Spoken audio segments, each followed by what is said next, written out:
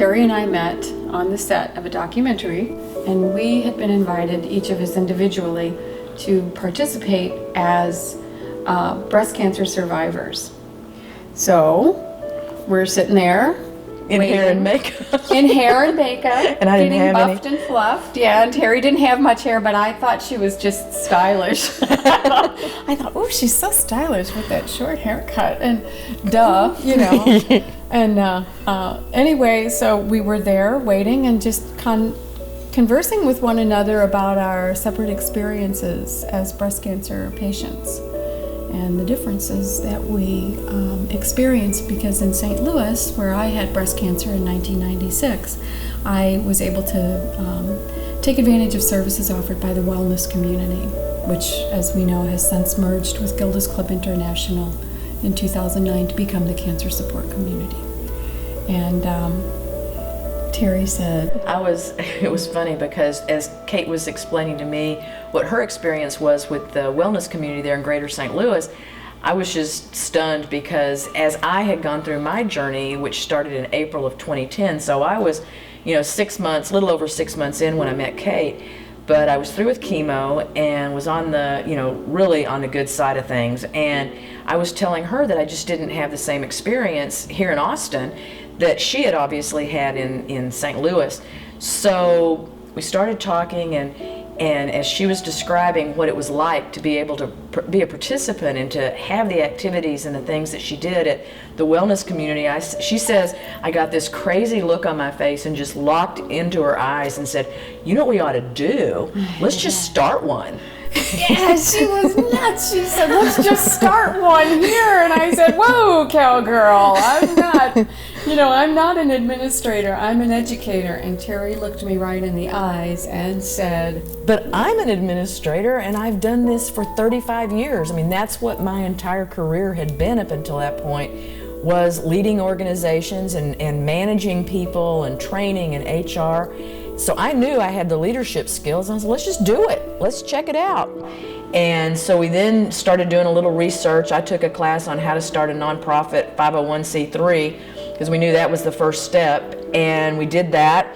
But we found out pretty quickly we needed a third person. Yeah, Kelli Sureck, who is our third musketeer. She's the third musketeer. I had met Kelli previously, and we'll tell you that story, but it was one of those things where you just know that the three of you could work so well together, and that we all three bring a different piece of our career and our passion to this project. We've just, in nearly a year, we have 16 board members now. We have 24 on our professional advisory board that's under Kelli's direct leadership. And then, gosh, we've done our fundraising, and now we are actually an affiliate of, well, it's an affiliate in development, but we're an affiliate of Cancer Support Community, and we're known as Cancer Support Community Central Texas. So we're extremely proud of that. And it's one of those things where it's the right thing. Oh, we know it's the right thing. Yeah, we know it's the right thing to do. And yeah, there are other services that are available in Central Texas, but this is something that's very different, and it's going to be very centrally located for people, and it will house things under one roof. And so people don't have to travel distances to piecemeal their psychosocial support. So they're able to come together as a community, and thus the name Cancer Support Community, but they can come together in that one spot and actually experience not only the person with the cancer diagnosis, but members of their family, members, friends of theirs, extended family and friends. And it can be coworkers and oncology professionals. Sure. And so there's a lot of people that can come together and participate in these programs and really take away a lot from it. So we're just eager to get it going, and we're encouraging people to help support us, not only as volunteers and helping us with some of the administrative things that we're doing, but certainly financially and any other way that they can, because we are eager to have the support and eager to get going.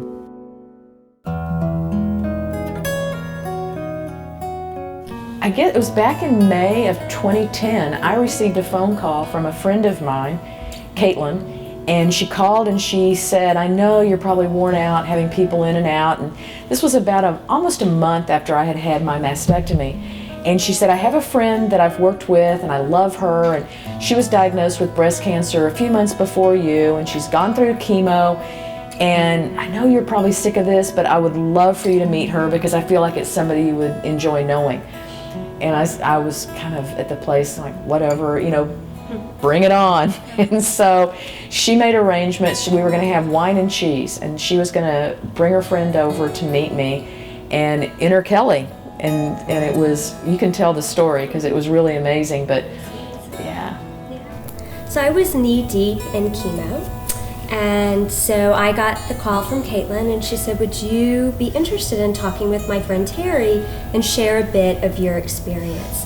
And my heart lit up, because I know when I was going through the early stages of my diagnosis and surgery and chemo, I tried to find information and support and creative opportunities and yoga and all of these different things.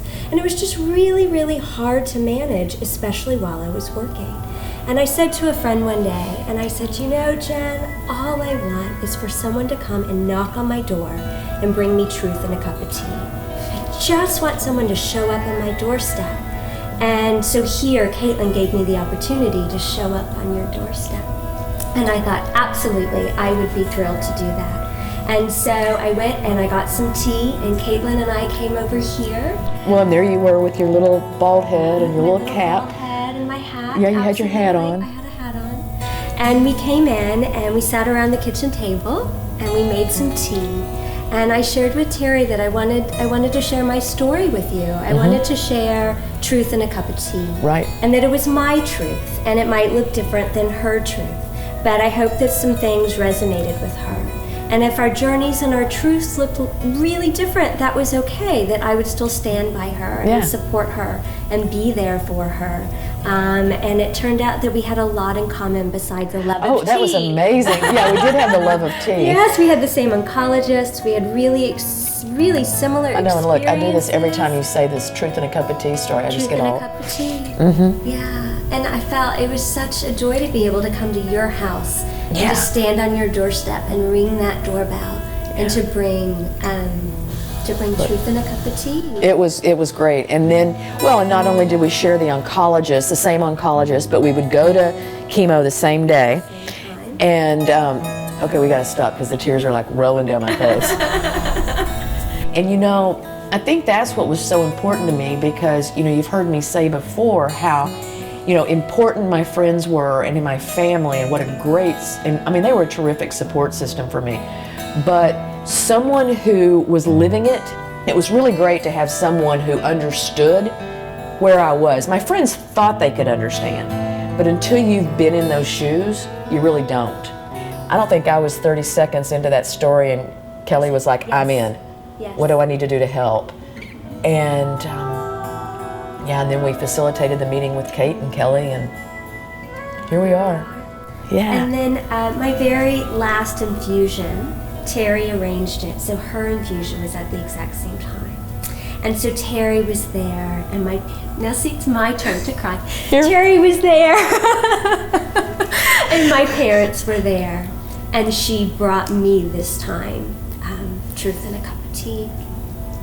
She brought me truth in a cup of tea. Yeah. And a really lovely mug and some tea. It was perfect. It was perfect. It really was.